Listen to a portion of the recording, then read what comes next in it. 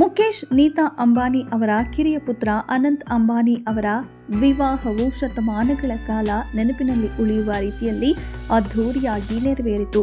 ಈ ಮದುವೆ ಸಮಾರಂಭದಲ್ಲಿ ವಿದೇಶದ ಅನೇಕ ಸೆಲೆಬ್ರಿಟಿಗಳು ಭಾಗಿಯಾಗಿದ್ದರು.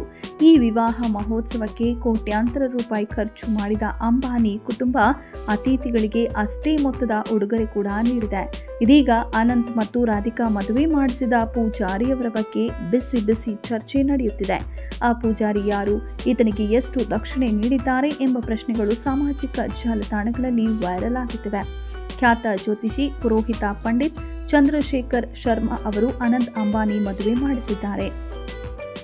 ಚಂದ್ರಶೇಖರ್ ಶರ್ಮಾ ಅವರು ಅಂಬಾನಿ ಕುಟುಂಬದಲ್ಲಿನ ಜರುಗುವ ಅನೇಕ ಪೂಜಾ ಕಾರ್ಯಕ್ರಮಗಳು ಮತ್ತು ಶುಭ ಕಾರ್ಯಗಳನ್ನು ಮಾಡಿಕೊಡುತ್ತಾರೆ.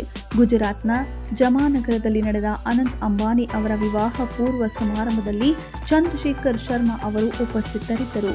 ಗಣೇಶ ಚತುರ್ಥಿ ಆಚರಣೆ ಸೇರಿದಂತೆ ಅಂಬಾನಿ ಕುಟುಂಬದ ಪ್ರತಿ ಸಂಭ್ರಮಾಚರಣೆಯಲ್ಲಿ ಈ ಗುರೂಜಿ ಇರ್ತಾರೆ.